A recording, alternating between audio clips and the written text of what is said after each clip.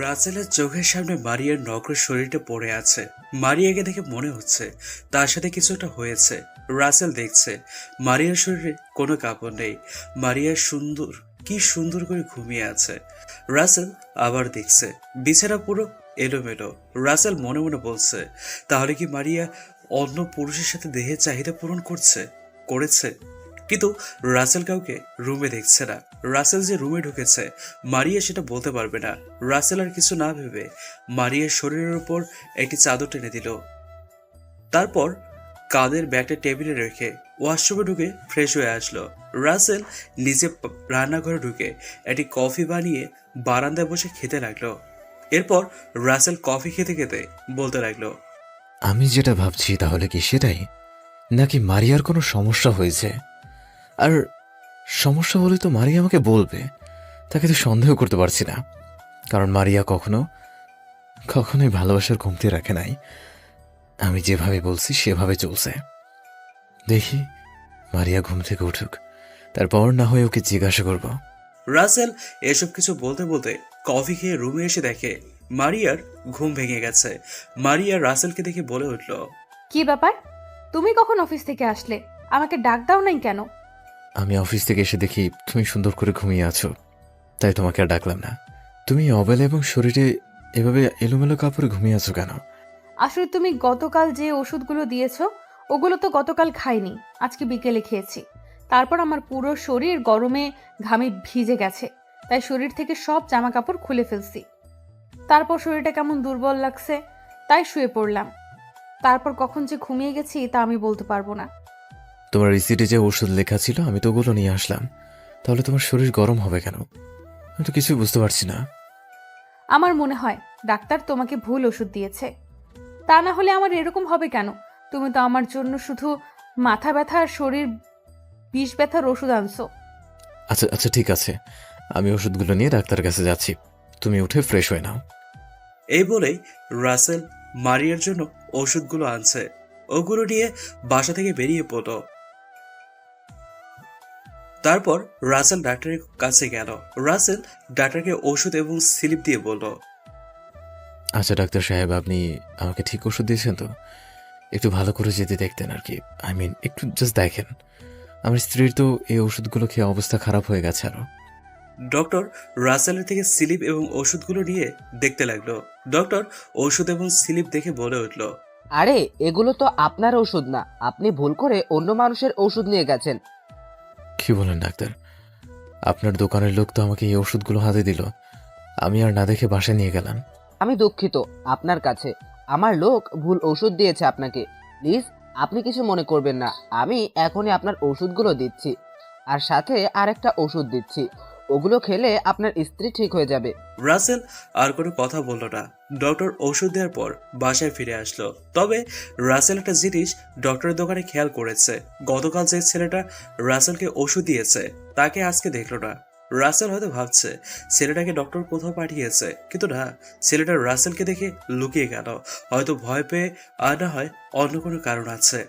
তো যাই হোক, রাসেল বাসায় এসে নিজের কাছে যে চাবিটা আছে ওটা দিয়ে বাসার দরজা খুলে ভিতরে গেল। ভিতরে ঢুকে রাসেল দেখে মারিয়া সোফায় বসে কার সাথে যেন কথা বলছে। রাসেলকে দেখে মারিয়া ফোনটা কেটে দিল। রাসেল তখন মারিয়াকে বলল, এই নাও তোমার ওষুধ।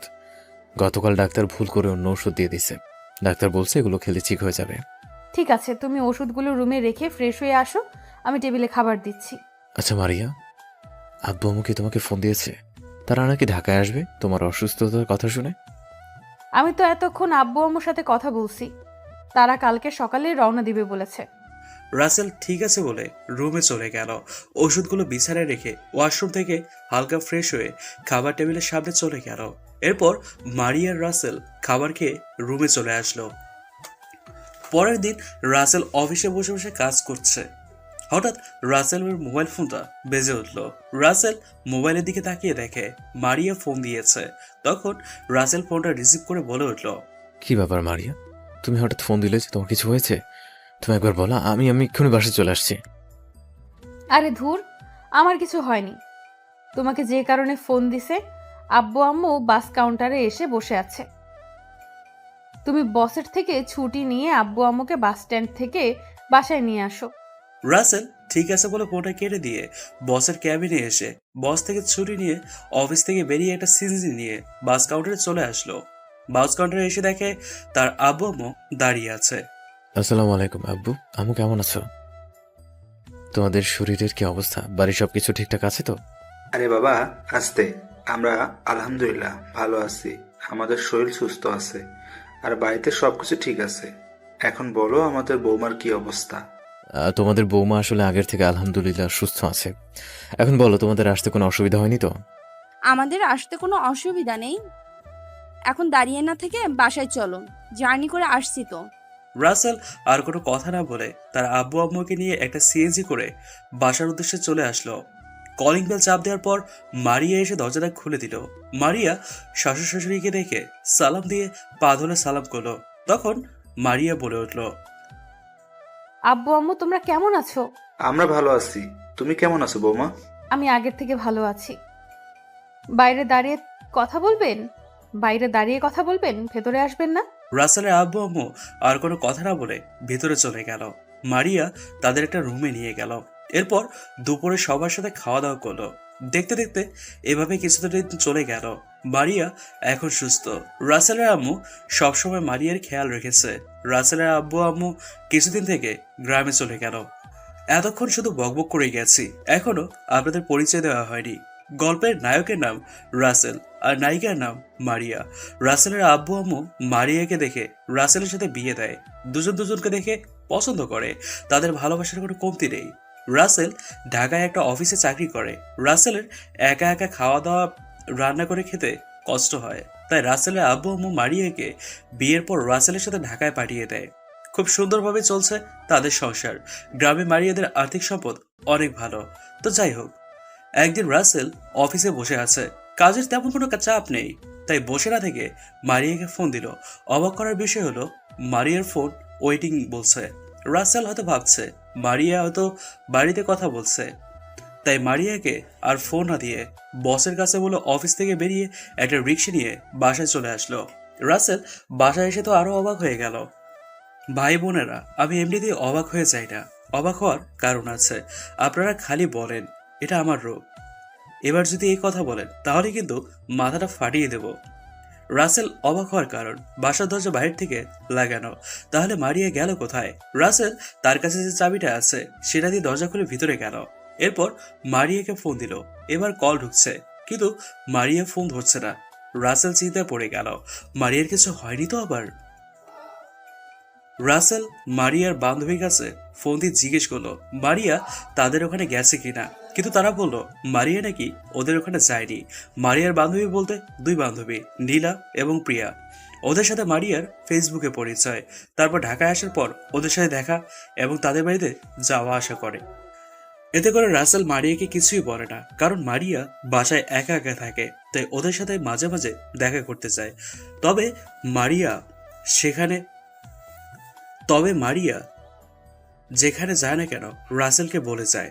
কিন্তু আজকে মারিয়া রাসেলকে কিচ্ছু বলে যায়নি। হঠাৎ বাসার সামনে গাড়ির হর্নের শব্দ শুনে রাসেল জানালা দিয়ে যেটা দেখে তার জন্য রাসেল মোটেও প্রস্তুত ছিল না। জানালা দিয়ে রাসেল দেখে একটা ছেলে মারিয়াকে বাসার সামনে নামিয়ে দিয়ে চলে গেল। এরপর ছেলেটা মারিয়ার সাথে কিছুক্ষণ হেসে হেসে কথা বলে তারপর গেল। মারিয়া দরজার সামনে দাঁড়িয়ে কলিং বেল চাপ দিল। রাসেল উঠে গিয়ে দরজা খুলে দিল।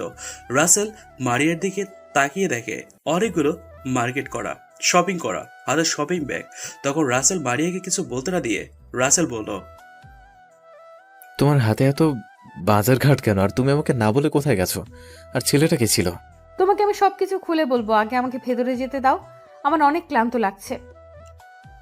মারিয়া রাসেলকে আর কিছু বলতে না দিয়ে রুমে চলে গেল। মারিয়া মার্কেটগুলো বিছানায় রেখে, অর্থাৎ শপিং ব্যাগগুলো বিছানায় রেখে ওয়াশরুমে ঢুকে ফ্রেশ হয়ে আসলো। ওয়াশরুম থেকে বেরিয়ে এসে দেখে রাসেল তার সামনে দাঁড়িয়ে আছে। তখন মারিয়া রাসেলকে বলল, কি ব্যাপার, তুমি এভাবে আমার দিকে তাকিয়ে আছো কেন?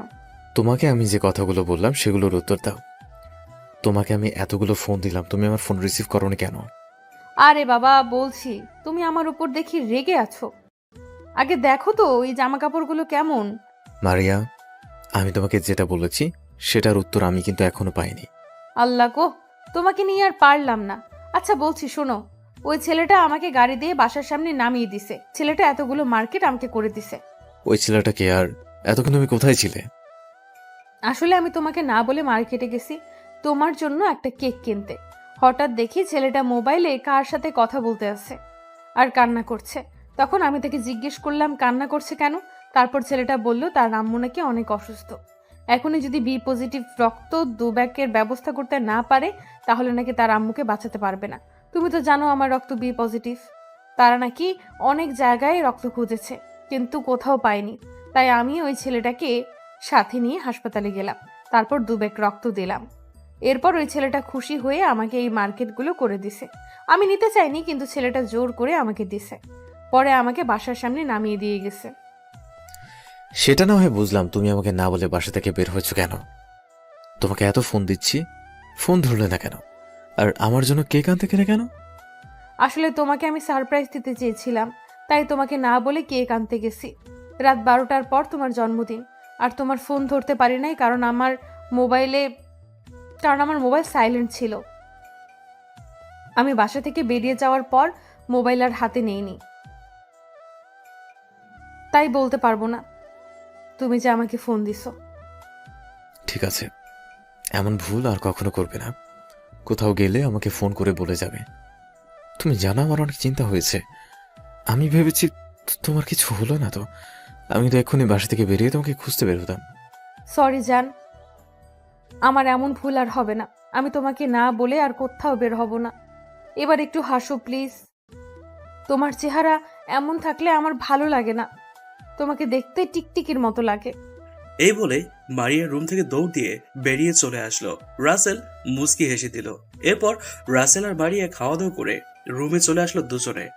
দুজনকে জড়িয়ে ধরে গল্প করতে লাগলো। রাত 12টা বাজার পর মারিয়া রাসেলকে নিয়ে ড্রয়িং রুমে চলে আসলো। সিম্পল ভাবে রুমটা সাজালো মারিয়া। রাসেল কেক কেটে মারিয়াকে খাইয়ে দিল। মারিয়া রাসেলকে খাইয়ে দিল। এরপর মারিয়া আর রাসেল রুমে এসে বিছানায় শুয়ে দুজনকে জড়িয়ে ধরে একটা সময় ঘুমিয়ে পড়লো। দেখতে দেখতে আরো কিছুটা দিন চলে গেল। মারিয়া এখন সবসময় ওই ছেলেটার সাথে ফোনে কথা বলে। ওই ছেলেটাও মারিয়াকে ফোন দেয়। এতে রাসেল তেমন কিছু বলে না। তবে দিন দিন মারিয়া কেমন জানি হয়ে যাচ্ছে। রাসেলের তেমন খেয়াল রাখে না। রাসেল নিজের হাতে খাবার বেড়ে নিজেই খেয়ে নেয়। রাসেল মারিয়াকে অনেকবার সন্দেহ করেছে, তবে মারিয়ার ভিতরে কোনো কিছু খুঁজে পেল না। তাই এখন তেমন মারিয়াকে কিছু বলে না। কিন্তু দিন দিন মারিয়ার পরিবর্তনে রাসেল যেন কেমন হয়ে গেছে। আবার রাসেলের ঘরে আলো করার জন্য তাদের একজন সদস্য আসতেছে, মানে মারিয়া মা এবং রাসেল বাবা হতে চলেছে। ডক্টর বলেছে মারিয়াকে ভারী কাজ না করতে, তাই মারিয়া হালকা পাতলা কাজগুলো করে। মারিয়াকে তেমন রান্নাঘরে ঢুকতে দেয় না, যদি তাদের সন্তানের কিছু হয়ে যায়। ও, আপনাদের তো একটা কথা বলতে ভুলেই গেছি, মারিয়া রাসেল ওই ছেলেটার আম্মুকে নিয়ে হসপিটালে দেখে আসছে। মারিয়া রাসেল ওই ছেলেটার আম্মুকে গিয়ে হসপিটালে দেখে আসছে এবং একবার তাদের বাসায় গেছে।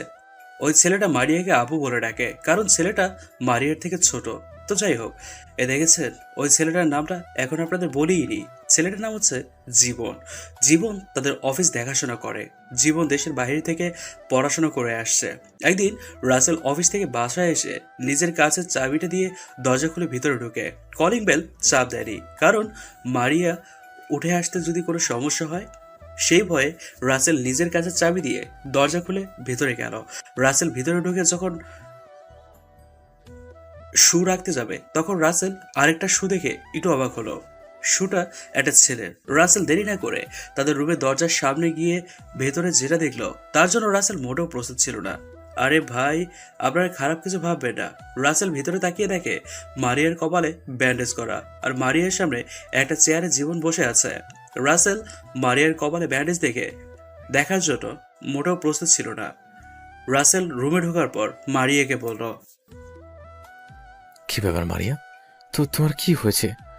আর মাথা ব্যান্ডেজ কেন? রাসেলের কথা শুনে তখন জীবন রাসেলকে বলল, তাহলে আমাকে একটা ফোন দিয়ে বলনি কেন? আমি তো তাড়াতাড়ি চলে আসতাম। তাহলে আমি তোমাকে জানাই নাই কারণ তুমি চিন্তা করবে, তাই ভাবলাম তুমি অফিস থেকে আসার পর সবকিছু খুলে বলবো। আচ্ছা, তোমাকে কে বলছে কফি বানাতে? আমাকে ফোন দিলে তো আমি অফিস থেকে চলে আসতাম।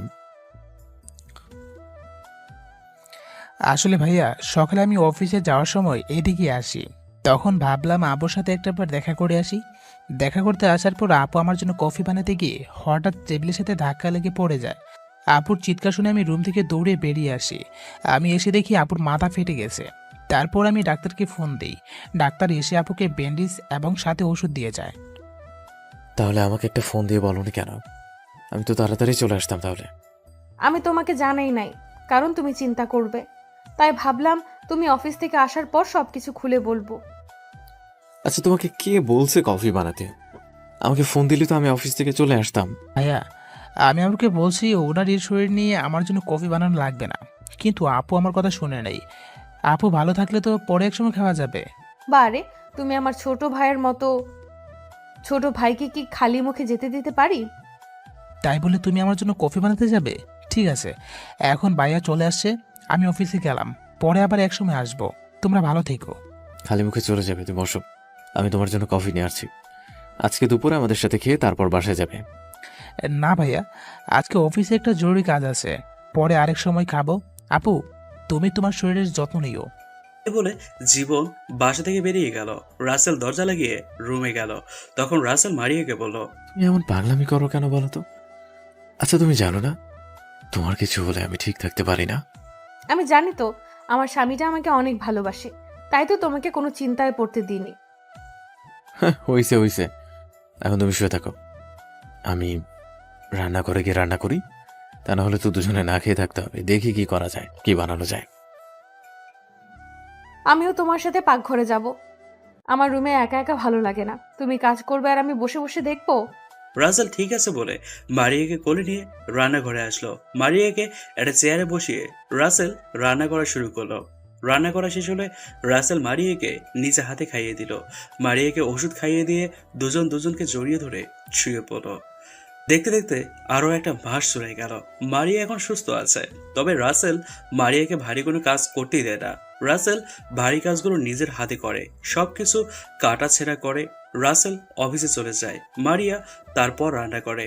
হঠাৎ একদিন রাসেল অফিসে বসে কাজ করছে, তখন রাসেলের মোবাইলে একটা কল আসে।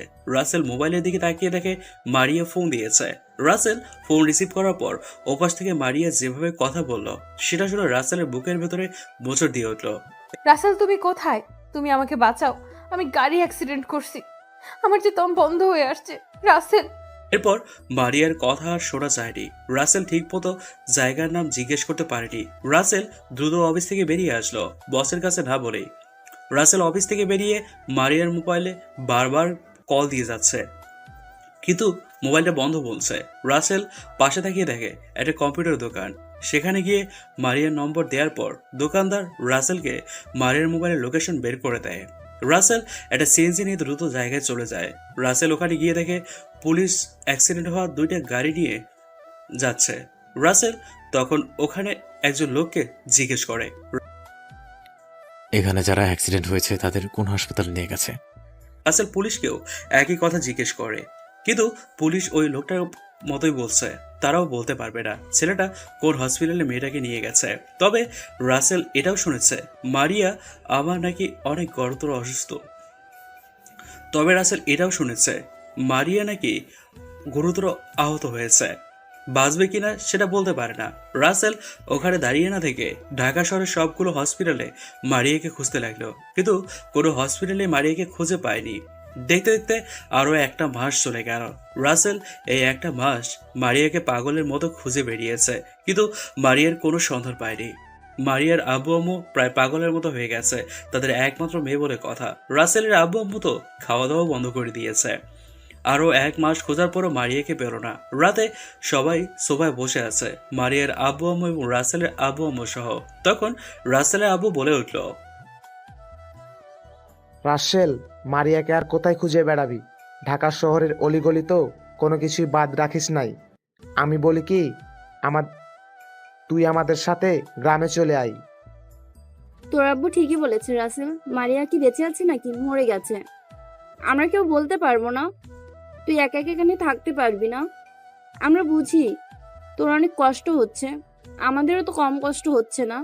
আল্লাহ যদি চায় যদি মারিয়া বেঁচে থাকে তাহলে একদিন তুই মারিয়াকে ঠিকই খুঁজে পাবি। মেয়েটা আমার কোথায় হারিয়ে গেছে, সে এখন কেমন আছে, কি করছে, আমরা কেউ বলতে পারবো না। যদি আমার মেয়ে বেঁচে থাকে তাহলে আল্লাহ তুমি তাকে আমার কুলে ফিরিয়ে দাও। রাসেল কোনো কথা বলছে না, শুধু নীরবে চোখের পানি ফেলছে। মারিয়াকে রাসেল তার জীবনের চেয়েও বেশি ভালোবাসে। এভাবে দেখতে দেখতে আজ 4টে বছর কেটে গেল। 4 বছর আগে রাসেল তার আব্বু আম্মু এবং শ্বশুর শাশুড়ির জড়জড়িতে গ্রামে চলে আসে। রাসেল এখনো মারিয়াকে ভুলতে পারেনি, তবে আজকে 3 মাস ধরে রাসেল মারিয়াকে ভুলে গেছে। ভুলে যাওয়ার একটা কারণ আছে। কারণটা হলো 3 মাস আগে রাসেলের আম্মু অসুস্থ হয়ে মারা যায়। ইন্না লিল্লাহি ওয়া ইন্না ইলাইহি রাজিউন। অনেক বড় বড় ডক্টর দেখিয়েছে রাসেল, কিন্তু তারপরও বাঁচাতে পারেনি রাসেল তার মাকে। রাসেলের আম্মু যাওয়ার 1 মাস পর তার আব্বুও তার মায়ের শোকে মারা যায়। এখন রাসেল পুরো এতিম হয়ে গেছে। ধন সম্পদ যা ছিল সবকিছু বিক্রি করে মায়ের চিকিৎসা চালিয়েছে রাসেল। এখন আপনারা হয়তো জিজ্ঞেস করবেন রাসেলের আম্মুর কি অসুখ হয়েছে। আসলে রাসেলের আম্মুর ব্লাড ক্যান্সার ধরা পড়েছে। এটা কেউ বুঝতে পারেনি। রোগটা যখন গভীরে চলে গেছে তখন সবাই বুঝতে পারে। রাসেল এই 4 বছর গ্রামে এসে জমি জিরে চাষ করেছে। রাসেলের আম্মু অসুস্থ হওয়ার পর সবকিছু বিক্রি করে দেয়। এখন শুধুমাত্র ঘর বিটা ছাড়া আর কিছুই নেই রাসেলের। রাসেল বাড়িতে বসে চিন্তা করছে, এভাবে বসে থাকলে তো জীবন চলবে না, আমাকে কিছু করে জীবন চালাতে হবে। শুধু মেয়ে মারিয়া আমার থেকে হারিয়ে গেল, এরপর নিজের আব্বু, এরপর আমি পুরো একা হয়ে গেলাম। পরে রাসেল চিন্তা করলো সে ঢাকায় চলে যাবে। ঢাকায় গিয়ে একটা অফিসে চাকরি নেবে, তারপর নিজের মতো করে চলতে থাকবে। তো যাই হোক, 2 দিন পর রাসেল ঢাকার উদ্দেশ্যে রওনা দেয়। প্রায় 5 ঘন্টা পর ঢাকায় পৌঁছে যায়। রাসেল আগের যে জায়গায় ছিল তার পাশে একটা টিনের ঘর ভাড়া নেয়, কারণ রাসেলের হাতে এখন তেমন কোনো টাকা পয়সা নেই। 10-15 দিন চলার মতো টাকা আছে। রাসেল আজকে দিনটা কোনো রকমই কাটালো। পরের দিন বাইরে বেরিয়ে পড়লো চাকরির জন্য। কপাল ভালো থাকায় একটা অফিসে চাকরি পেয়ে যায়। তেমন বেতন বেশি না, কিন্তু রাসেলের চলে যাবে। তার বস বলেছে কাজ দেখে বেতন বাড়িয়ে দেওয়া হবে। রাসেল তার বসকে বলেনি যে রাসেল 4 বছর আগে একটা অফিসে চাকরি করেছে। রাসেল চাইছে তার যোগ্যতা বসকে দেখাতে। তারপর থেকে রাসেল নিজের অফিস মনে করে কাজ করতে লাগলো। দেখতে দেখতে আরো 1টা বছর কেটে গেল। এখন রাসেল বসের একজন প্রিয় মানুষ হয়ে গেছে। রাসেলের কাজ দেখে বস অনেক খুশি হয়। রাসেলের জন্য অফিসটা আরো উপরে উঠেছে। আগে থেকে রাসেলের বেতন বাড়িয়ে দেওয়া হয়েছে। রাসেল বেতন যা পায় তার মধ্যে কিছু টাকা খরচ করে আর বাকি টাকাগুলো ব্যাংকে জমিয়ে রাখে। অফিসে রাসেলের একজন ভালো বন্ধু হয়েছে, তার নাম রাফি। খুব সুন্দরভাবে চলছে রাসেলের জীবনযাপন। মারিয়ার কথা রাসেল এখনো ভুলতে পারেনি। রাসেল ঢাকায় আসার পর এখনো মারিয়াকে খুঁজে বেড়াচ্ছে। পরের দিন সকালে রাসেল ঘুম থেকে উঠে ফ্রেশ হয়ে নিজের নাস্তা তৈরি করে খেয়ে অফিসে চলে গেল। রাসেলের খাবার একজন খালার বয়সী মহিলা এসে রান্না করে দিয়ে যায়। খালাটা অনেক ভালো একজন মহিলা। রাসেল ওনাকে বিশেষ করে রুমের একটা চাবি ওনাকে দিয়ে দিয়েছে। প্রায় 8 মাসের মতো খালা রাসেলকে এভাবে রান্না করে দিয়ে যায়। খালা প্রতিদিন সকাল 10টার সময় আসে, কারণ ঢাকায় খালার পরিবার আছে। তো যাই হোক, রাসেল বাসা থেকে বেরিয়ে বাইক নিয়ে অফিসে চলে আসে। বাইক পার্কিং করে অফিসের ভিতরে ঢোকে। তারপর নিজের ক্যাবিনে বসে কাজ করতে লাগলো। হঠাৎ পিয়ন এসে সবাইকে বলল বস নাকি সবাইকে একসাথে মিটিং রুমে যেতে বলেছে। বস নাকি সবাইকে কিছু কথা বলবে। তাই রাসেল আর বসে না থেকে মিটিং রুমে চলে গেল। হঠাৎ রাসেলের ঘাড়ে যেন পেছন থেকে কেউ হাত রাখলো।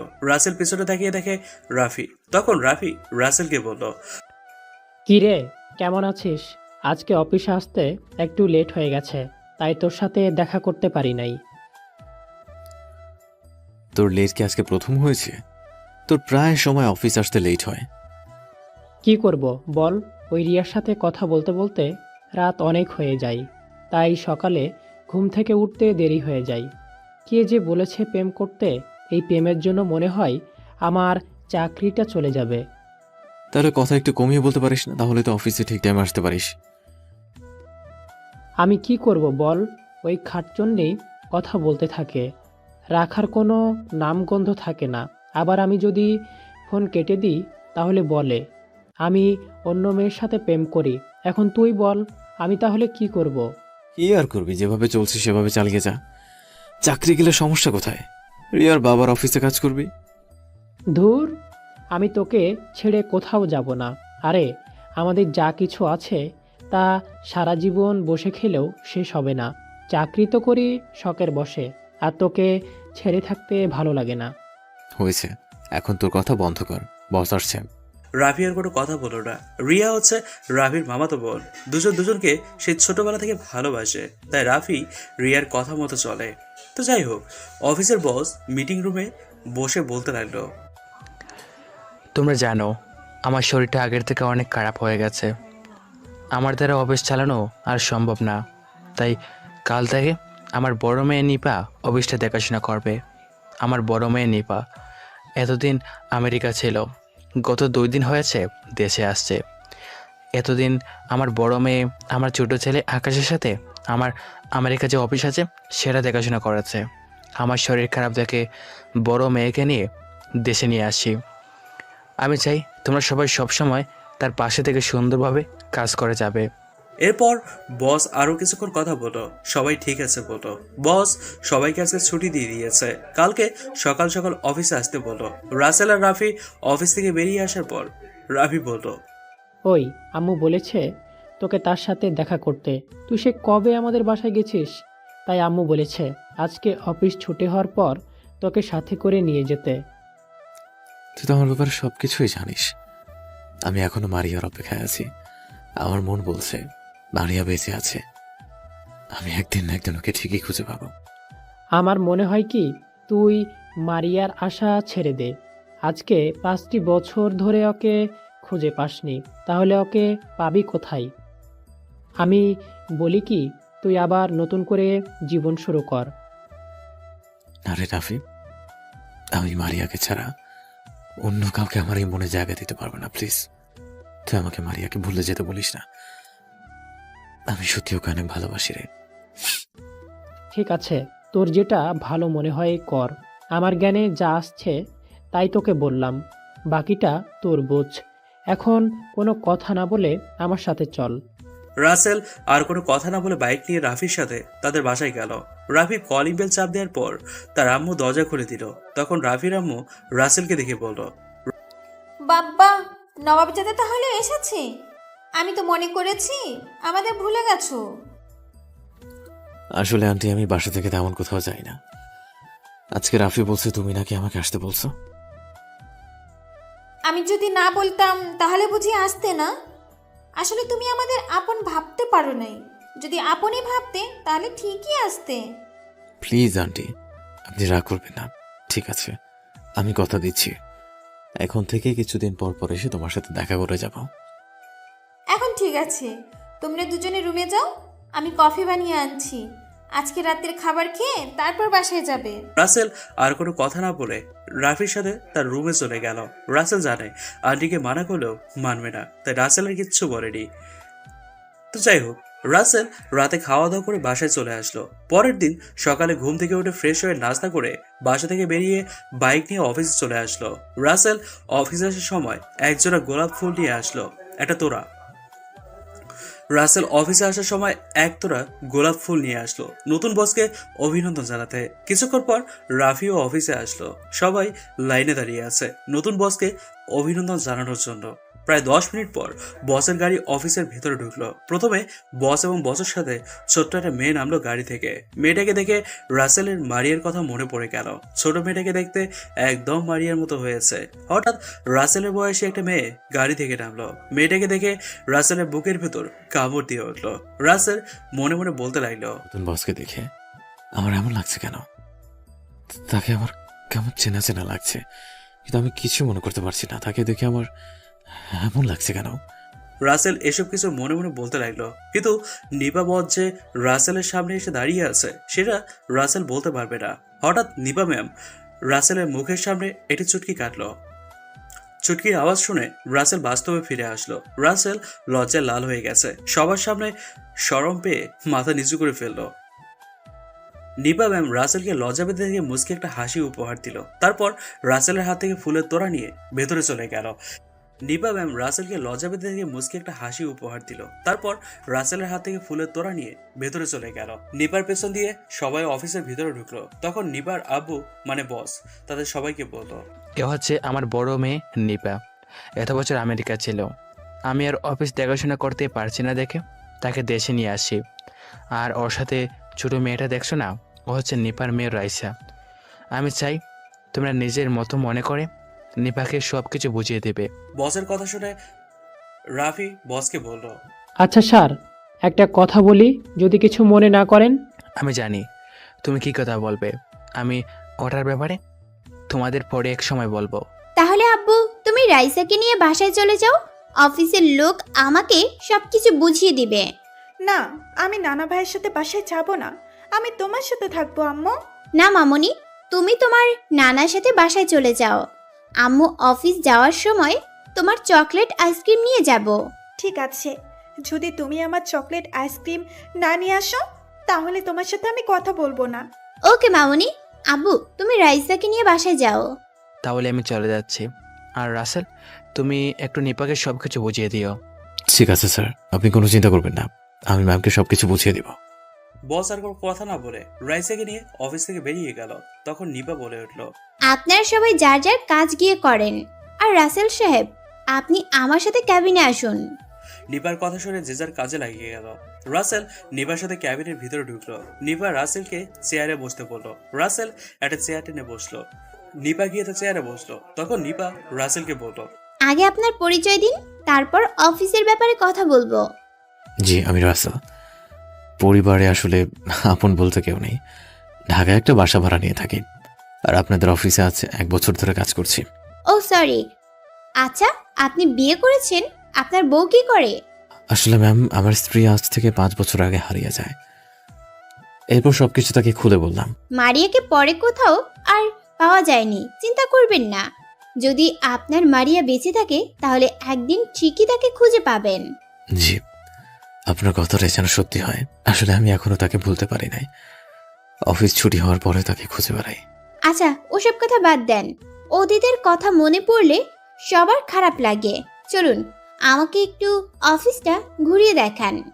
এরপর রাসেল নিপাকে পুরো অফিসটা ঘুরিয়ে দেখাতে লাগলো। রাসেল নিপাকে দেখার পর কেমন জানি লাগছে। রাসেল মনে মনে ভাবছে, নিপা ম্যামকে দেখার পর আমার এমন কেন লাগছে? নিপা ম্যাম কি আমার পরিচিত কেউ? নানান কথা রাসেল ভাবছে এমন। আর নিপার মেয়েটা মারিয়ার মতো। রাসেলের মাথায় কিছুই আসছে না। রাসেল সব চিন্তা বাদ দিয়ে নিপাকে পুরো অফিস দেখালো। তারপর নিপা তার ক্যাবিনে চলে গেল আর রাসেল তার ক্যাবিনে চলে আসলো। রাসেল ওর ক্যাবিনে এসে কাজ করতে লাগলো, কিন্তু রাসেলের আজকে কাজের মধ্যে মনে বসছে না। হঠাৎ রাফি রাসেলের ক্যাবিনে আসলো। রাফি একটা চেয়ার টেনে বসে রাসেলকে বলল, কিরে, এমন মন মারা হয়ে বসে আসিস কেন? কি হয়েছে তোর? রাফি, আমার একটা জিনিস কিছুতেই মাথায় ঢুকছে না। নিপা ম্যামকে দেখার পর আমার কাছে কেমন যেন লাগছে। আমার মন বলছে নিপা ম্যাম আমার আপন কেউ। নিপা ম্যাম তোর আপন কেউ কিভাবে হবে?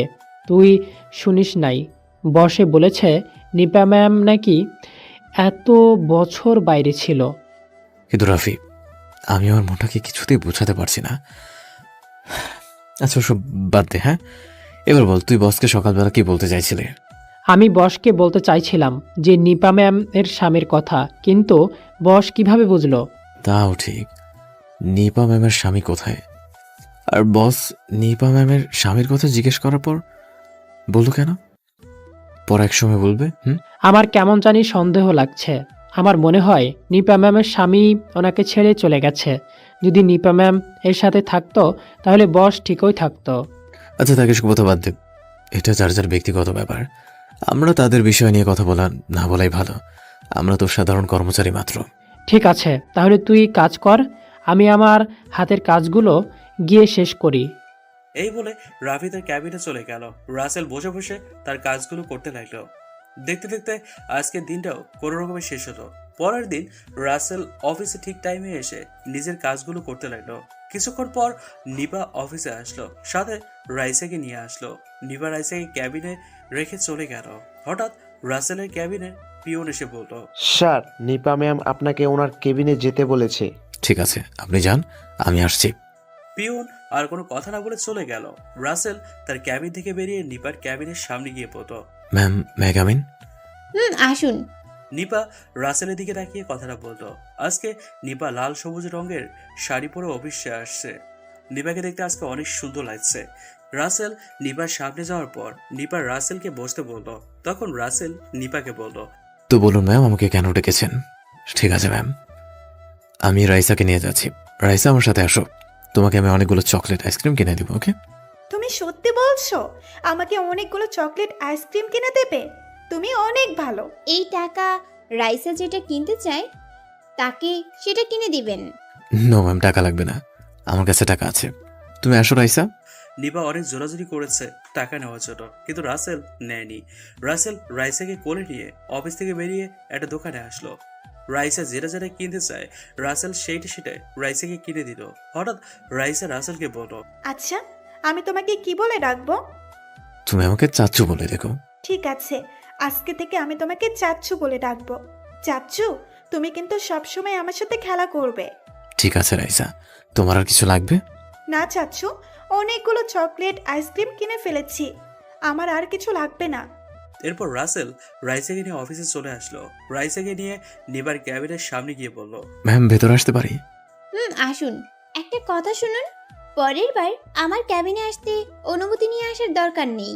রাসেল ঠিক আছে বলে রাইসাকে নিয়ে নিপার ক্যাবিনে ঢুকলো। তখন রাইসা নিপাকে বলল।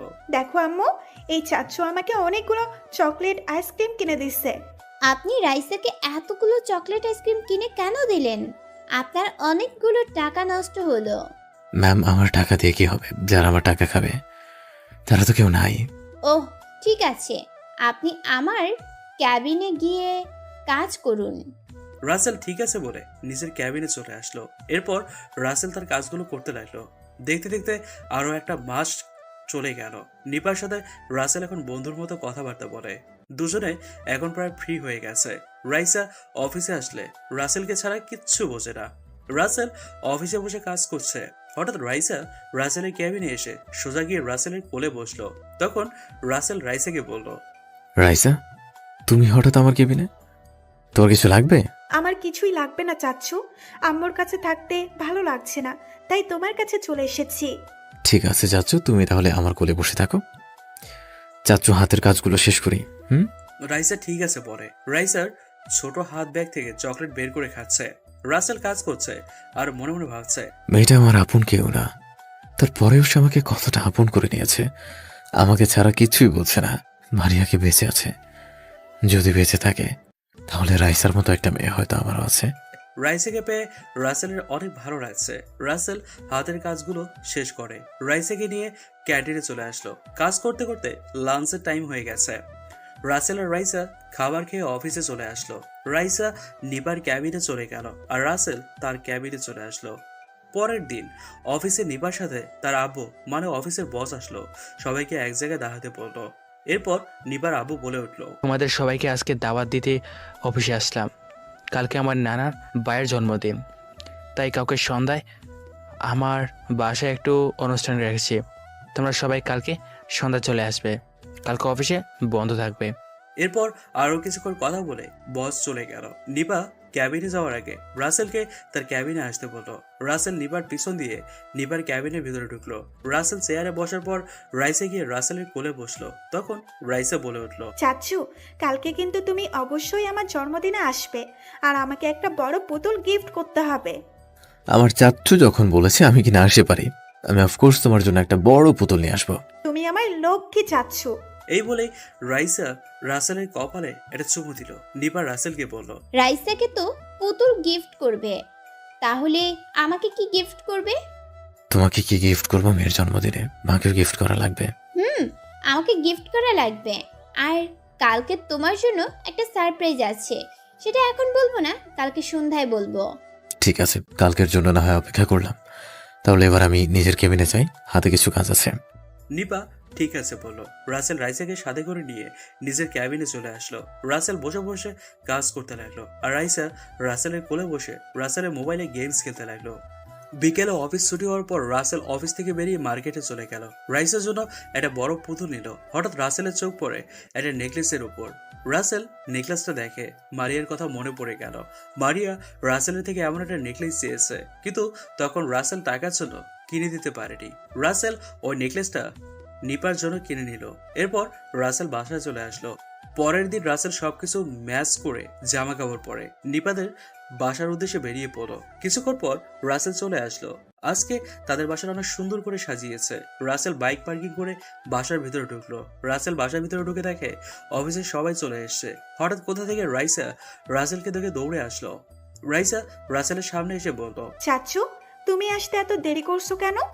আমি তোমার জন্য সে কখন থেকে অপেক্ষা করছি। সরি চাচু, আসতে একটু লেট হয়ে গেছে। এই নাও তোমার গিফট। রাইসা রাসেলের কাছ থেকে পুতুলটা নিয়ে ভেতরে চলে গেল। কিছুক্ষণ পর নিপা রাসেলের সামনে আসলো। আজকে নিপাকে অনেক সুন্দর লাগছে। নীল রঙের একটা শাড়ি পরেছে, দেখতে একদম পরীর মতো লাগছে। নিপা রাসেলের সামনে এসে বলে উঠলো, কি ব্যাপার, তোমার আসতে এত দেরি হলো কেন? আর তোমাকে ফোন দিয়েছি, ফোন তোমার বন্ধ কেন? আসলে রাতে মোবাইল চার্জ দিতে মনে ছিল না, তাই সকালে মোবাইল বন্ধ করে চার্জ দিয়েছি। ঠিক আছে, এখন আমার সাথে চলো, আব্বু আম্মুর সাথে দেখা করবে। রাসেল আর কোনো কথা না বলে নিপার সাথে ভিতরে গেল। বস এবং বসের স্ত্রীর সাথে কিছুক্ষণ কথা বললো। দেখতে দেখতে সবাই চলে এসছে। বস সবাইকে স্টেজের সামনে যেতে বললো। রাসেল স্টেজ থেকে কিছুটা দূরে দাঁড়িয়ে আছে।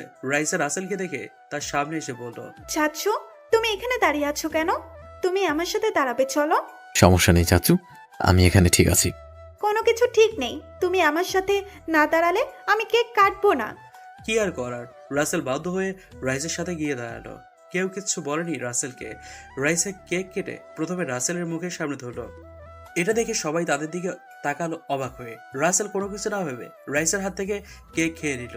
তারপর রাসেল রাইসাকে খাইয়ে দিল। রাইসা এক এক করে সবাইকে কেক খাইয়ে দিল। তারপর বস স্টেজে দাঁড়িয়ে মাইক হাতে নিয়ে যেটা বললো সেটা শুনে রাসেল পুরো অবাক হয়ে গেল। আজ রাইসার জন্মদিন। আমি একটা কথা বলবো, আমার বড় মেয়ে নিপার সাথে রাসেলের বিয়ে দিতে চাই। একথা আমি রাসেলকে বলি নাই। আমার মেয়ে নিপা রাসেলকে দেখে পছন্দ করে ফেলে। নিপা বলেছে রাসেলকে বিয়ে করতে চায়। রাসেল, এবার তোমার মতামত জানতে চাই। স্যার, আমি বিয়ে করতে পারবো না। আপনি এবং আপনার মেয়ে আমার ব্যাপারে সবকিছু জানেন, তারপরেও কথা কিভাবে বললেন? আজ 5 বছর ধরে মারিয়াকে খুঁজে বেড়াচ্ছ, কিন্তু এখনও তাকে খুঁজে পাও নাই। এভাবে তো জীবন চলে না। আমি চাই তুমি নিপাকে নিয়ে নতুন জীবন শুরু করো। না স্যার, আমি এটা কখনো করব না। আমি নিপাকে শুধু বন্ধু ছাড়া কিছুই ভাবি না। আপনি আমাকে মাফ করবেন। আব্বু, আমি একা রাসেলের সাথে কিছু কথা বলতে চাই। রাসেল, তুমি আমার রুমে আসো। এই বলে নিপা তার রুমে চলে গেল। রাসেল দাঁড়িয়ে না থেকে নিপার পেছন দিয়ে চলে গেল তার রুমে। নিপা দরজা বন্ধ করে দিয়ে রাসেলের সামনে গিয়ে বলল, রাসেল, তুমি জানো তোমাকে আমি প্রথম যেদিন দেখি সেদিন তোমাকে আমার অনেক ভালো লাগে। পরে যখন তোমার বিষয়ে সবকিছু জানতে পারি তখন তোমার প্রতি আমার ভালোবাসা বেড়ে যায়। আব্বু আম্মুকে তোমার কথা বলছি, তারা তোমাকে আরো আগে জানাতে চেয়েছে, কিন্তু আমি তাদের নক করলাম। বলছি রাইসার জন্মদিনের কথাটা বলতে। নিপা, আমি তোমাকে বন্ধু ছাড়া অন্য কিছু কখনোই ভাবি নাই। আমার এই মনে মারিয়াকে ছাড়া অন্য কাউকে জায়গা দিতে পারবো না। প্লিজ প্লিজ, তুমি আমাকে ভুল বুঝো না।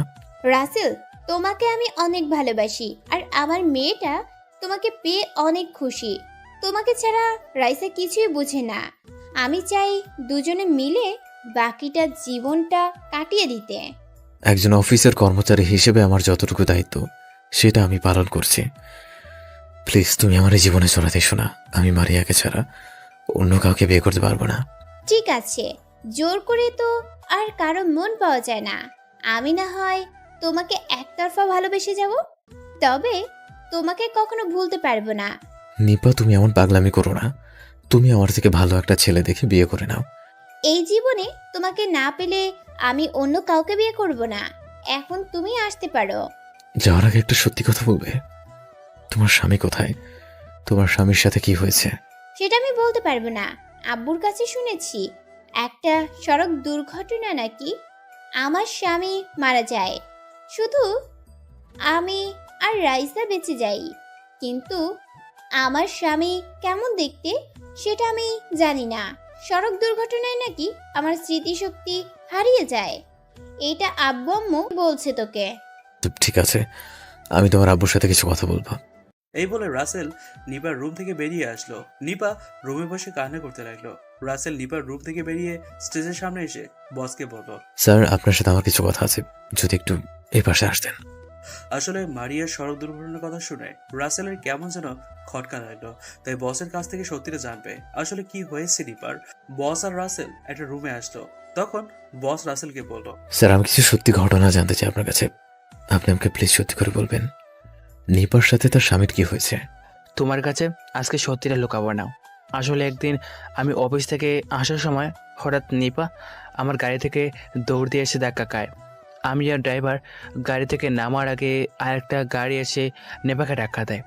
নিপা ধাক্কা খেয়ে রাস্তার সাইডে পরে আমি আর ড্রাইভার নিপাকে গাড়িতে করে হাসপাতালে নিয়ে আসি। হাসপাতালে নিয়ে আসার পর ডাক্তার বলে তাদের দ্বারা সম্ভব না নিপাকে বাঁচানোর। ডাক্তার বলেছে নিপাকে বাইরে নিয়ে যাওয়ার জন্য। তারপর নিপাকে আমার ছেলে আকাশের সাথে কথা বলে জরুরিভাবে আমেরিকায় নিয়ে যায়। ওখানে নিপার অপারেশন হয়। নিপার অপারেশন হওয়ার পর জানতে পারি নিপার পেটে নাকি বাচ্চা আছে। নিপা অ্যাক্সিডেন্ট হওয়ার পর তার চেহারা নষ্ট হয়ে যায় এবং নিপার স্মৃতিশক্তি হারিয়ে ফেলছে। রাখে আল্লাহ মারেকে। নিপার পেটের সন্তানের কিছুই হয়নি। নিপা জ্ঞান ফেরার পর থেকে জানি আমরাই তার আপনজন। নিপা সুস্থ হতে প্রায় 3 মাস লেগে গেছে। তারপর কয়েক মাস পর নিপার একটা মেয়ের সন্তান জন্ম নেয়। আস্তে আস্তে রাশা বড় হতে থাকে। তারপর দেখি নিপা আর আকাশ আমার আমেরিকার অফিস দেখাশোনা করে। আমি আর নিপার পরিবারকে খুঁজি নাই। কি করে খুঁজবো? নিপার তো চেহারা পরিবর্তন হয়ে গেছে। রাসেল বসের কথা শুনে মনে হচ্ছে নিপাই তার হারিয়ে যাওয়া মারিয়া। তখন রাসেল বসকে বলল, আচ্ছা স্যার, এটা কত বছর আগের ঘটনা? আমার মারিয়া তো আমার কাছ থেকে প্রায় 5 বছর আগে হারিয়ে গেছে। এই 5 বছর এমনি হতে পারে, আমি তেমন হিসাব রাখি নাই। স্যার, আমার মন বলছে নিপাই আমার মারিয়া, কারণ মারিয়া অ্যাক্সিডেন্ট হওয়ার পর থেকে আমাকে ফোন দিয়ে বলেছে, কিন্তু হঠাৎ করে মারিয়ার কথা বন্ধ হয়ে যায়। আর মারিয়া ওই সময় প্রেগনেন্ট ছিল। তাহলে আমি বলি কি, তুমি নিপাকে আস্তে আস্তে সবকিছু মনে করতে থাকো, হয়তো নিপাই তোমার মারিয়া হতে পারে। ঠিক আছে স্যার, তবে আমি নিপার শরীরটা একটু চেক করবো, তবে একটা মেয়েকে দিয়ে, কারণ মারিয়ার কিছু ফিজিক্যাল সাইন আছে যেটা আমি জানি।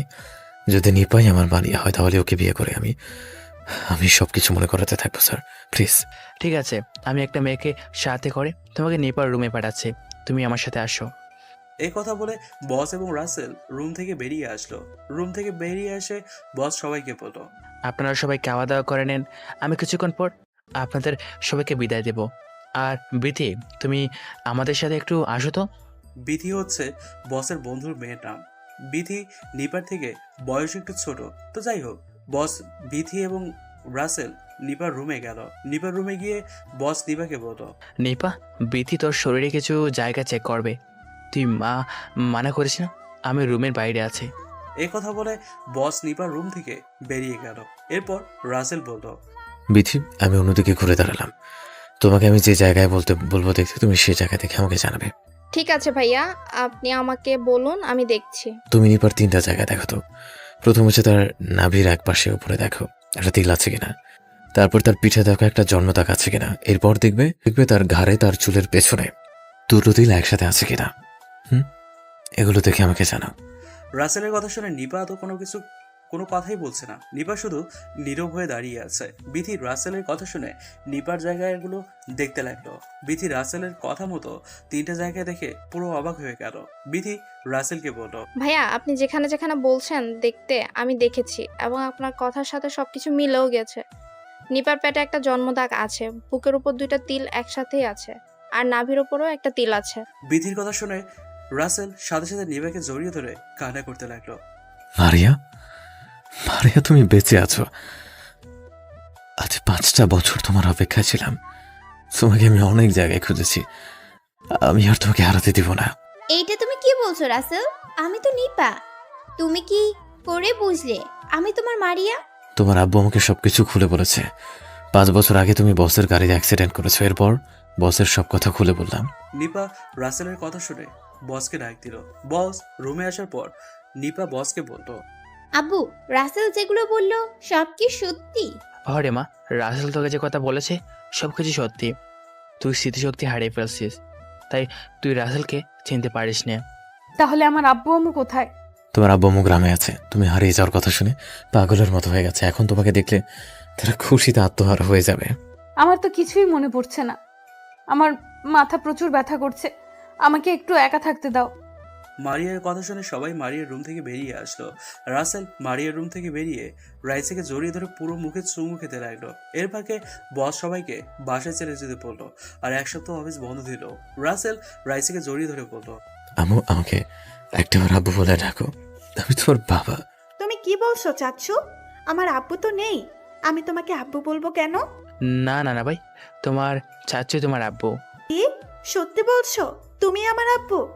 আব্বু, তুমি এতদিন কোথায় ছিলে? আম্মু আব্বু তোমাদের অনেক জায়গায় খুঁজেছি, কিন্তু তোমাদের কোথাও পাইনি। ঠিক আছে আব্বু, তুমি আর কান্না করো না। এখন থেকে আমাদের ছেড়ে কোথাও যেতে পারবে না। না আম্মু, আমি আর তোমাদের ছেড়ে কোথাও যাব না, সারা জীবন বুকে আগলে রাখবো।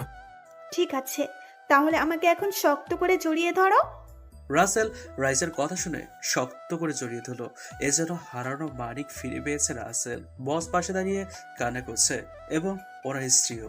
এটা দুঃখের কান্না নয়, খুশির কাঁটা, সুখের কাঁটা। রাতে ঘুমানোর সময় রাসেল আর রাইসা মারিয়ার রুমে গেল। মারিয়া বিছানায় বসে কি জানি চিন্তা করছে। রাসেল আর রাইসাকে দেখে বলে উঠল, কি ব্যাপার রাসেল, তুমি আমার রুমে কেন? আর তুমি বাসায় যাওনি? বারে, আমার বউ এবং মেয়েকে এত বছর পর খুঁজে পেয়েছি, তাদের ছেড়ে আমি বাসায় যাই কি করে? বিশ্বাস করো রাসেল, আমি এখনো কিচ্ছু মনে করতে পারছি না। তোমার কথাগুলো বারবার ভাবতেছি, কিন্তু কিছুই মনে করতে পারছি না। সমস্যা নেই মারিয়া, যতদিন তুমি সবকিছু মনে করতে না পারবে ততদিন আমি তোমাকে স্পর্শ করবো না। You can believe me. আমি জানি তুমি আমার সাথে কিছু করবে না, তোমাকে আমি ভালো করে চিনি। আমার সব কিছু মনে না করা পর্যন্ত আমাকে টাচ করো না। ওকে, সমস্যা নেই। আর তোমার আব্বু আম্মুকে কালকে ঢাকায় আসতে বলছি, আর আমার তো আব্বু আম্মু নেই, সেটা তোমাকে আগেই বলেছি। যদি আমার সব কিছু মনে নাও পড়ে, তারপরও আমি তোমাকে আপন করে নিব। তবে আমাকে কিছুদিন সময় দাও। তোমার কথার সাথে তো আমার শরীরের গঠন সবকিছু মিলে গেছে। আমি বিশ্বাস করছি আমি তোমার মারিয়া। তবে আমাকে কিছুদিন সময় দাও, দেখি আমি সবকিছু মনে করতে পারি কিনা। তোমাদের কথা এবার বন্ধ করো। আমি আজকে থেকে আব্বুকে জড়িয়ে ধরে ঘুমাবো। বাবা, আব্বুকে পেয়ে আম্মুর কথা ভুলে গেলে? আব্বুকে তো আজ অনেকদিন পর পেয়েছি, তাই এখন আব্বুর কোলে ঘুমাবো, পরে তোমার কোলে ঘুমাবো। আব্বু, তুমি বিছানায় ওঠো, আমি তোমাদের দুজনের মাঝখানে ঘুমাবো। এরপর রাসেল বিছানায় উঠে একপাশে শুয়ে পড়ল। রাইসা রাসেলকে জড়িয়ে ধরল। মারিয়াও শুয়ে পড়ল। পরের দিন সকালে রাসেল ঘুম থেকে উঠে নিজের চোখে যেটা দেখলো সেটা দেখে রাসেল একটা মুচকি হাসি দিল। রাসেল ঘুম থেকে উঠে দেখে মারিয়া রাসেলকে জড়িয়ে ধরে শুয়ে আছে। রাইসা অনপাশে শুয়ে আছে। যেই রাসেল শোয়া থেকে উঠতে যাবে তখন মারিয়ার ঘুমটা ভেঙে গেল। মারিয়া চোখ খুলে দেখে রাসেলকে জড়িয়ে ধরে আছে সে। মারিয়া সাথে সাথে রাসেলকে ছেড়ে দিল। মারিয়া পুরো লজ্জায় লাল হয়ে গেছে। রাসেল কোনো কথা না বলে বিছানা থেকে উঠে ওয়াশরুমে চলে গেল। রাসেল ফ্রেশ হয়ে এসে দেখে মারিয়া বসে বসে কি যেন ভাবছে। তখন রাসেল মারিয়াকে বলল, কি ব্যাপার মারিয়া, তুমি বসে বসে কি ভাবছো? ফ্রেশ হবে না? কিছু না, তুমি বসো, আমি ফ্রেশ হয়ে আসছি। এ বলে মারিয়া ওয়াশরুমে চলে গেল। রাসেল দাঁড়িয়ে না থেকে বিছানায় বসে রাইসের কপালে একটা চুমু খেল। সাথে সাথেই রাইসের ঘুমটা ভেঙে গেল। তখন রাইসের ঘুম থেকে উঠে রাসেলকে বলল, আব্বু, আম্মু কোথায়? আর তোমরা কখন ঘুম থেকে উঠলে? আমাকে ডাক দাওনি কেন? মামনি, আমরা মাত্র ঘুম থেকে উঠলাম। তুমি বসো, তোমার আম্মু ওয়াশরুম থেকে বেরিয়ে আসলে তুমি ফ্রেশ হয়ে এসো, আমরা সবাই একসাথে নাস্তা করবো। ঠিক আছে আব্বু। কিছুক্ষণ পর মারিয়া ওয়াশরুম থেকে বেরিয়ে আসলো। রাসেল মারিয়ার দিকে তাকিয়ে আছে। রাসেল মারিয়ার ভেজা মুখটার দিকে দেখে তাকিয়ে আছে। তখন মারিয়া রাসেলকে বলল, কি ব্যাপার, তুমি আমার দিকে এইভাবে তাকিয়ে আছো কেন? তোমার ভেজা মুখটা দেখতে অনেক সুন্দর লাগছে, তাই তাকিয়ে আছি। হয়েছে, আর তাকাতে হবে না। রাইসা মামুনি, তুমি ওয়াশরুমে ঢুকে ফ্রেশ হয়ে আসো, আমরা সবাই একসাথে নিচে যাব। রাইসা ঠিক আছে বলে ওয়াশরুমে ঢুকে গেল। রাইসা ফ্রেশ হয়ে আসার পর রাসেল এবং মারিয়া একসাথে নিচে নেমে আসলো। রাসেল আর মারিয়ার মাঝখানে রাইসা একটা চেয়ারে বসলো। আন্টি সবাইকে নাস্তা দিল। রাসেল রাইসাকে নিজেতে খাইয়ে দিতে লাগলো। হঠাৎ রাসেল বলে উঠলো, আঙ্কেল, আমি কিছুক্ষণ পর মারিয়া এবং রাইসাকে নিয়ে গ্রামে যাব। মারিয়াকে তার আব্বু আম্মুর কাছে নিয়ে যাব। ঠিক আছে, যেও, তবে সাবধানে যাবে। মারিয়া কিন্তু এখন তার আব্বু আম্মুকে চিনতে পারবে না, তুমি ওনাদের টেনশন করতে বলবে না। আর ওনারা মারিয়াকে দেখলে চিনতে পারবে না। ওনাদের বলবে আল্লাহ একদিন ঠিকই মারিয়ার স্মৃতিশক্তি ফিরিয়ে দেবে। ওকে আন্টি, আপনারা শুধু আমাদের জন্য দোয়া করবেন। আমি ওনাদের সবকিছু বুঝিয়ে বলবো। ঠিক আছে, নাস্তা করে রেডি হয়ে বেরিয়ে পড়ো। ড্রাইভার তোমাদের সাথে যাবে নাকি তোমরা যেতে পারবে? আঙ্কেল, ড্রাইভার যাওয়া লাগবে না, আমি নিজে ড্রাইভ করবো। রাসেলের কথা শুনে আঙ্কেল আন্টি এর কোনো কথা বলো না, কিন্তু মারিয়া কি জানি চিন্তা করছে। তখন রাসেল মারিয়াকে বলল, কি হলো মারিয়া, তুমি কি চিন্তা করছো? আমার সাথে যাবে না তোমার আব্বু আম্মুর কাছে? আমি অতীত মনে করার চেষ্টা করছি, কিন্তু কিছুই মনে করতে পারছি না। আর আমি অবশ্যই আব্বু আম্মুর কাছে যাব। ঠিক আছে, তাহলে নাস্তা খেয়ে রেডি হয়ে নাও, আমরা কিছুক্ষণ পর গ্রামের উদ্দেশ্যে রওনা দিব। মারিয়া ঠিক আছে বলে হালকা নাস্তা করে রুমে চলে গেল। রাসেল রাইসেকে এবং নিজেও নাস্তা করে রুমে চলে আসলো। রাসেল রুমে এসে দেখে মারিয়া আয়নার সামনে দাঁড়িয়ে চুল ঠিক করছে। মারিয়ার পেটের উপর কাপড় নেই, সাদা ধবধবে দেহটা। রাসেলের ইচ্ছে করছে মারিয়ার পেটের উপর হাত বুলিয়ে দিতে, কিন্তু রাসেল মারিয়ার অনুমতি ছাড়া তাকে টাচ করবে না। রাসেল দাঁড়িয়ে না থেকে মারিয়াকে বলল, মারিয়া, তুমি রেডি হয়ে রাইসাকে রেডি করে দিও, আমি আমার বাসায় যাচ্ছি। এখানে তো আমার কোনো জামা কাপড় নেই। তোমাকে এখন বাসায় যেতে হবে না। আলমারিতে আকাশের জন্য 2 চেক জামা কিনে রেখেছি, ওখান থেকে তুমি এক সেট পরে নাও। আকাশ লম্বাতে তোমার মতো হবে। রাসেল ঠিক আছে বলে আলমারি থেকে এক সেট জামা নিয়ে অন্য একটা রুমে গেল। তারপর রাসেল রেডি হয়ে মারিয়ার রুমে আসলো। রাসেল রুমে এসে দেখে মারিয়া নীল রঙের একটা শাড়ি পরেছে। মারিয়াকে দেখতে অনেক সুন্দর আর কিউট লাগছে। রাসেল এক দৃষ্টিতে মারিয়ার দিকে তাকিয়ে আছে। তখন মারিয়া রাসেলকে বলল, এইভাবে তাকিয়ে আছো কেন? চোখ নষ্ট হয়ে যাবে। তোমাকে কিন্তু নীল রঙের শাড়িতে অনেক সুন্দর লাগছে, ইচ্ছে করছে তো। রাসেল এতটুকু বলে থেমে গেল। তখন মারিয়া রাসেলকে বলল, কি হলো, তুমি চুপ হয়ে গেলে কেন? তোমার কি ইচ্ছে করছে? ইচ্ছে করছে তো। না, তেমন কিছু না। তোমরা চলো, এমনি যেতে যেতে বিকেল হয়ে যাবে। নিচে কি আঙ্কেল আন্টিকে বলে দাও। ওরা তোমার আঙ্কেল আন্টি হতে পারে, কিন্তু আমার কাছে ওনারা বাবা মা। আমি সব সময় ওনাদের আব্বু আম্মু বলে ডাকবো। ঠিক আছে বাবা, আমার ভুল হয়ে গেছে, তোমার যা ইচ্ছে ডাকো, এখন চলো। মারিয়ার কোনো কথা না বলে রাইসাকে কোলে নিয়ে নিচে নেমে আসলো।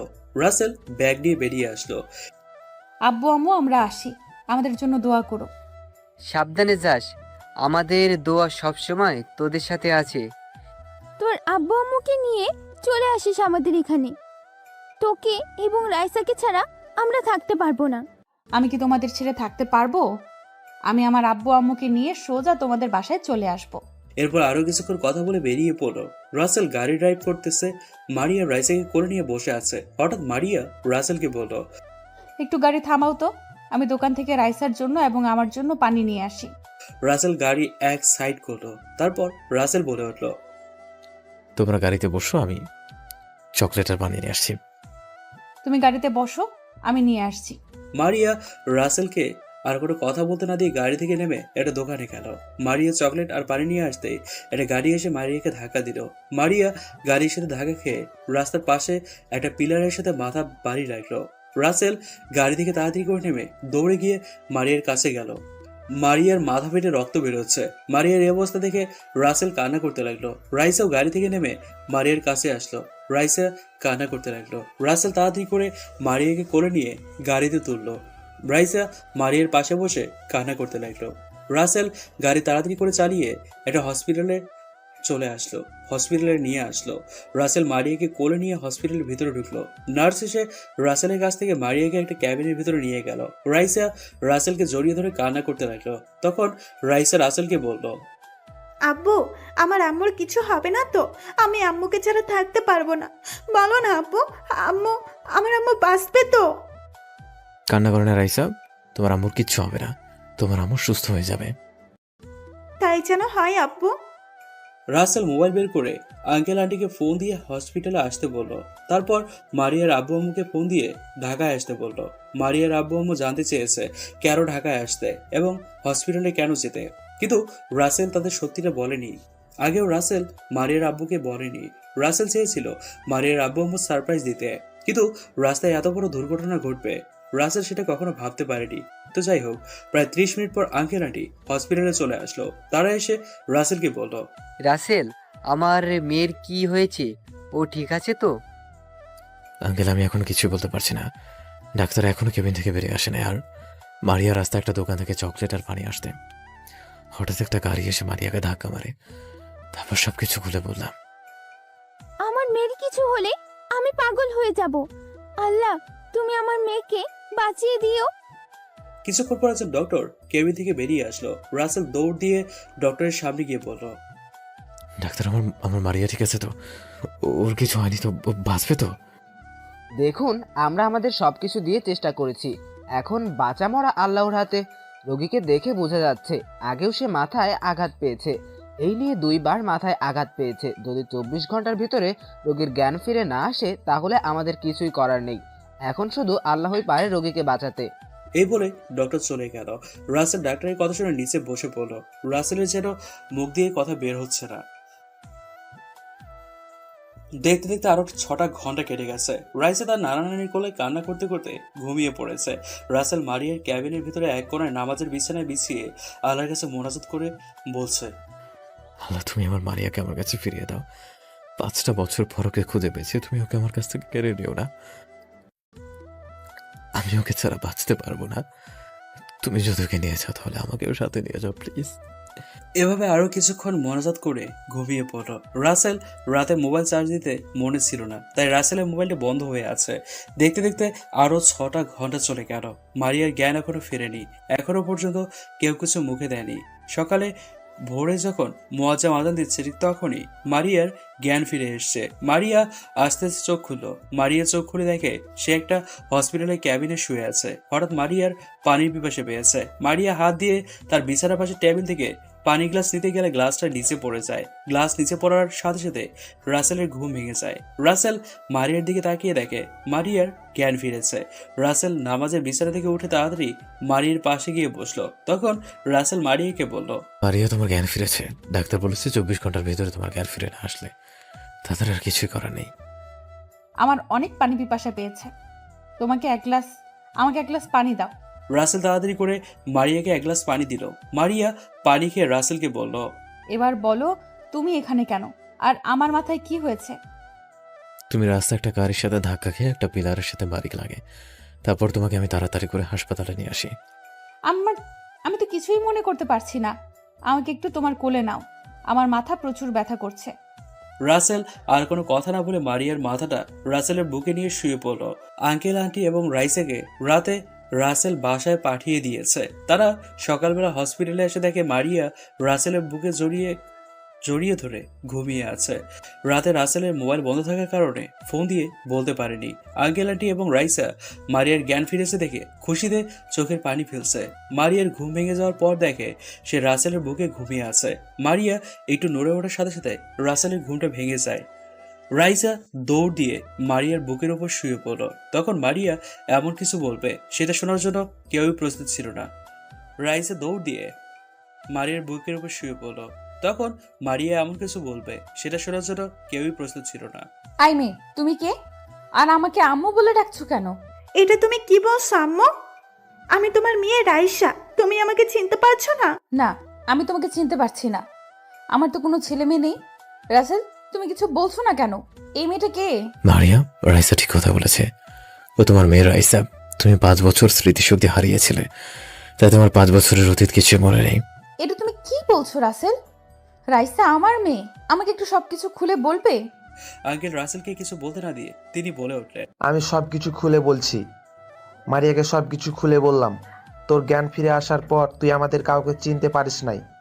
ডাক্তার বলেছে তোর স্মৃতিশক্তি হারিয়ে গেছে। এরপর থেকে তুই আমাদের আব্বু আম্মু বলে ডাকতি।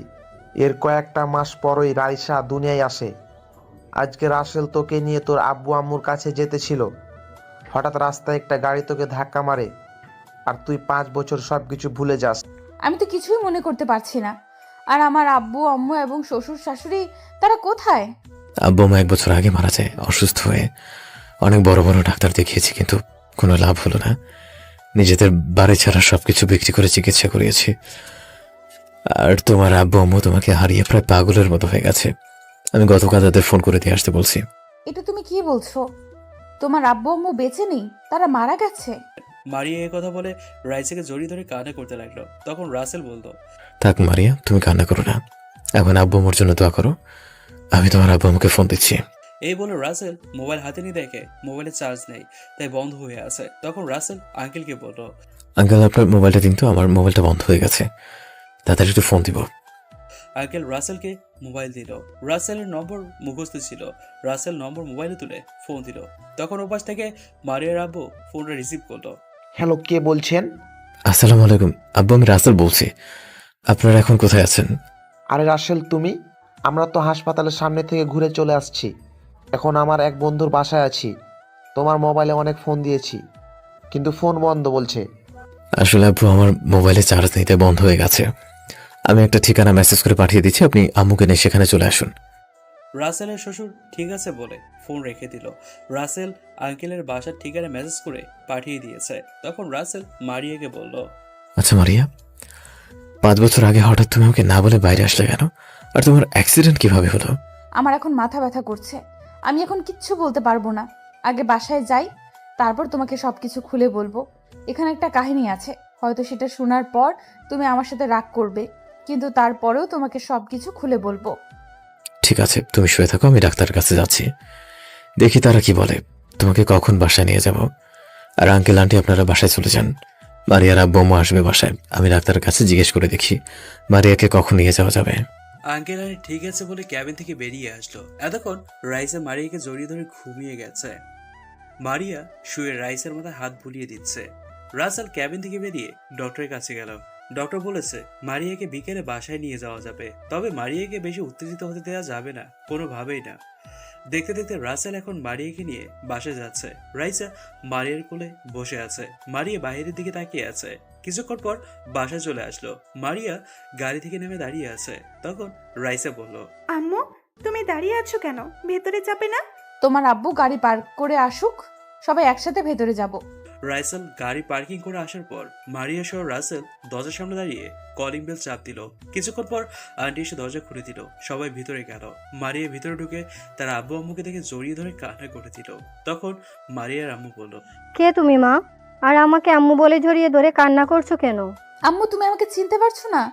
আমি তোমার মারিয়া। কি বলছো তুমি? আমার মেয়ে দেখতে তো এরকম না। রাসেল, আম্মু আমাকে চিনতে পারছে না কেন? আব্বু, তুমিও কি আম্মুর মতো আমাকে চিনতে পারছো না? ঠিকই বলছো, আমিও তোমাকে চিনতে পারছি না। এবার রাসেল সবাইকে বলতে লাগলো, মারিয়া, তোমার আব্বু আম্মু তোমাকে চিনবে কেমন করে? তোমার তো আগের চেহারা এখন নেই। তুমি আমার মোবাইলের ছবি দেখো। এ বলে রাসেল মারিয়াকে মোবাইলের ক্যামেরা চালু করে দিয়েছে। মারিয়া মোবাইলের দিকে তাকিয়ে একটা চিৎকার দিয়ে উঠলো, আমার চেহারা এরকম কেন? আমি কিছুই বুঝতে পারছি না। তুমি অ্যাক্সিডেন্ট হওয়ার পর তোমার চেহারা নষ্ট হয়ে যায়। আমেরিকার ডাক্তার অপারেশন করে অনেক কষ্টে ঠিক করে, তবে আগের চেহারা ফিরিয়ে আনা তাদের সম্ভব হয়নি। আর আব্বু আম্মু তোমাদের মেয়ে মারিয়া। রাসেলের কথা শুনে মারিয়ার আব্বু মারিয়াকে জড়িয়ে ধরে কান্না করে দিল। এটা কষ্টের কান্না নয়, সুখের কান্না। 5 বছর পর হারানো মেয়েকে ফিরে পেয়েছে। মারিয়া সবাইকে অ্যাক্সিডেন্টের কথা সব খুলে বলল।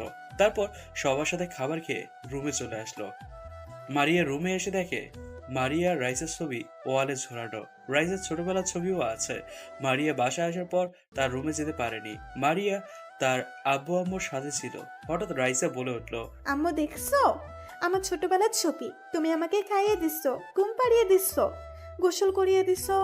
হ্যাঁ মামুনি, আমার বিশ্বাস হয়েছে তুই আমার মেয়ে। আমি তোকে কখনো ছেড়ে যাব না। তাহলে এখন আমার মাথায় হাত বুলিয়ে দাও আর গল্প করো, তাহলে দেখবে আমার ঘুম চলে আসবে। তুমি আগে আমাকে এভাবে ঘুম পাড়িয়ে দিতে।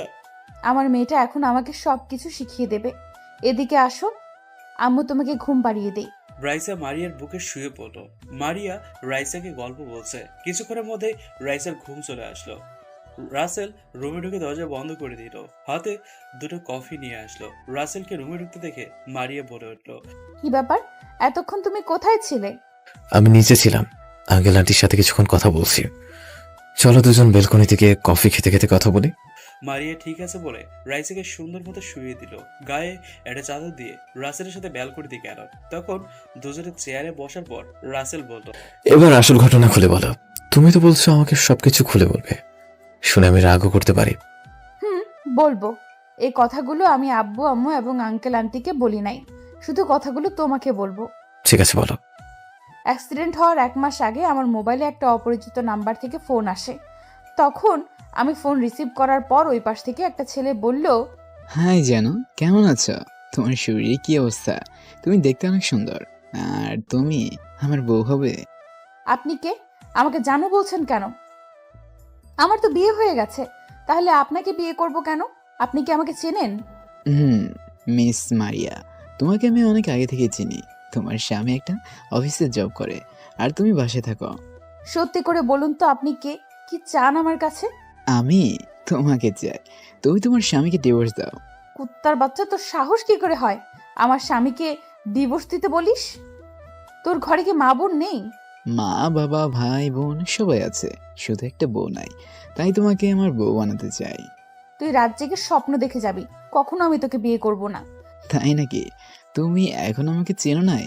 যদি তুই তোর স্বামীকে ভালোবেসে থাকিস তাহলে তাকে ছেড়ে দে, তা না হলে আমি তোর স্বামীকে মেরে ফেলবো। তোর স্বামী কিন্তু রাতে একা একা বাসায় ফিরে।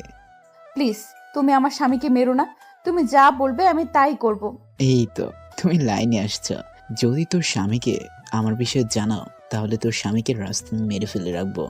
তোর স্বামী যেন কিছুই জানতে না পারে। ঠিক আছে, বলবো না।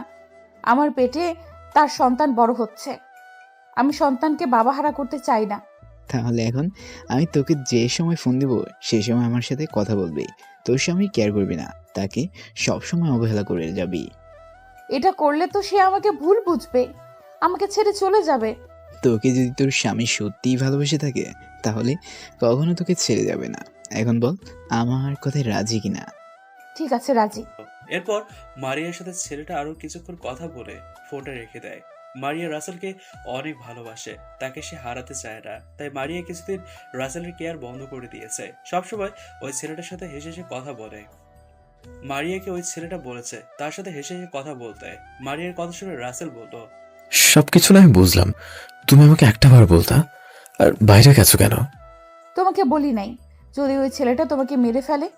যেদিন আমি অ্যাক্সিডেন্ট হই ওই দিন ছেলেটা আমাকে বলছে তার সাথে দেখা করতে। ওটা ছিল তার সাথে প্রথম দেখা করতে যাওয়া। আমাকে বলছে একটা পার্কে আসতে, আমি তোমাকে না জানিয়ে ওর সাথে দেখা করতে যাই। ওই ছেলেটা যে পার্কের কথা বলেছে, আমি পার্কের সামনে গিয়ে দেখি 5-6টা ছেলে দাঁড়িয়ে আছে। তখন আমি ওই ছেলেটাকে ফোন দিলাম। তখন 5-6টা ছেলের মধ্যে থেকে একটা ছেলে বেরিয়ে এসে ফোন রিসিভ করলো। তখন আমি ছেলেটাকে দেখি। 5-6টা ছেলের মধ্যে থেকে একটা ছেলে জোরে বলে, কিরে নবী, তোর পাখিটা কোথায়? মন তো আর মানছে না। ওই ছেলের কথা শুনে নবী সাথে সাথে ফোনটা কেটে দেয়। তখন আমি বুঝতে পারি আজকে আমার সাথে কিছু একটা হবে। তাই পার্ক থেকে চলে আসার সময় নবী আমাকে দেখে ফেলে। তখন তারা আমার পিছু নেয়। আমি দৌড় দিয়ে তাদের থেকে পালিয়ে আসতেই গাড়ির সাথে ধাক্কা খেয়ে পড়ে যাই। প্রথম ধাক্কাতেই মাথাটা ফেটে যায়। মোবাইল হাতের মুঠোয় ছিল, মোবাইল বের করে তোমাকে ফোন দেই। তোমার সাথে কথা শেষ হওয়ার আগেই আরেকটা গাড়ি এসে আমাকে ধাক্কা মারে। তারপর আর কিছুই মনে নেই। তারপর কি হলো তুমি তো জানো।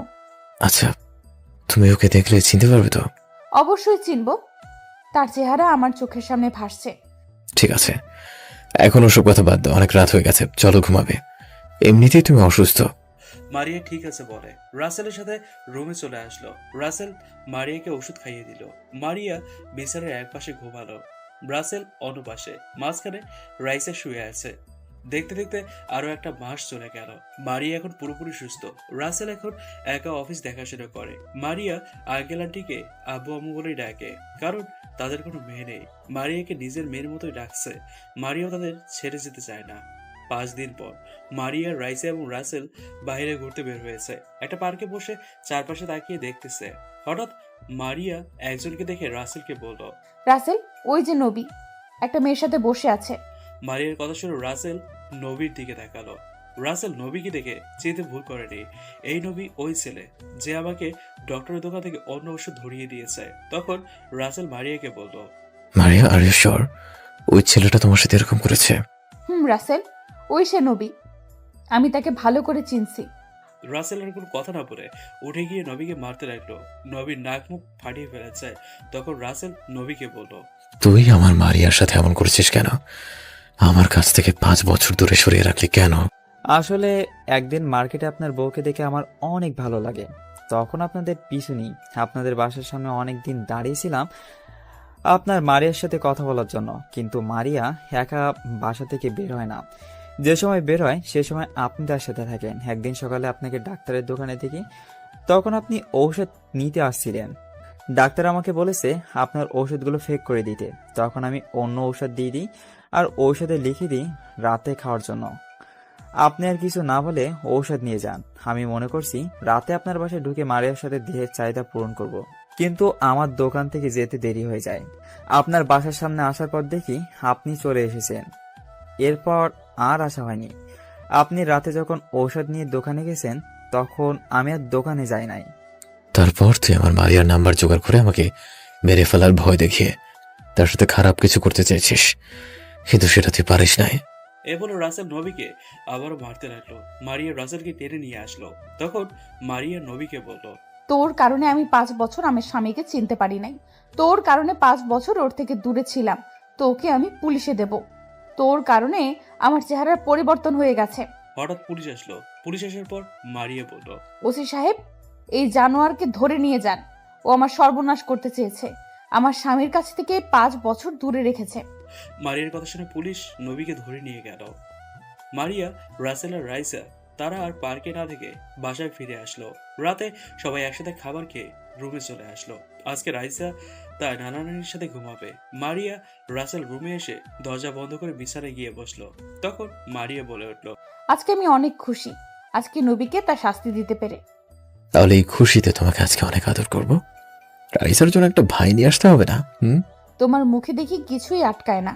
তোমার পাঠক পাঠিকারা কিভাবে তাকিয়ে আছে সেটা তুমি দেখো না? ওমা, তারা তাকিয়ে থাকলে সমস্যা নেই, তারাও কিছুটা শিখবে হাউ টু ডু রোম্যান্স। এত শিখে লাভ নেই, তুমি গিয়ে লাইট বন্ধ করে আসো। রাসেল আর কিছু না বলে লাইট বন্ধ করে দিয়ে মারিয়ার উপর ঝাঁপিয়ে পড়লো। মারিয়া ঠোর নিজের আয়ত্তে নিয়ে নিল। তারপর আস্তে আস্তে হারিয়ে গেল সন্তান আনার মিশনে। বাকিটা আপনারা বুঝে নিয়েন। ধন্যবাদ সবাইকে। ও হ্যাঁ, এখন রাসেল আর মারিয়া অফিস দেখাশোনা করে আর রাইসাকে একটা মাদ্রাসায় ভর্তি করিয়ে দিয়েছে। মারিয়ার আপন বাবা মা এবং রাসেল, মারিয়া, রাইসা তারা নতুন একটা বাসায় থাকে। আর নবীর 5 বছরের জেলে দেওয়া হয়েছে। অফিসে মারিয়া বস হিসেবে কাজ করে আর রাসেল মারিয়াকে কাজে সাহায্য করে।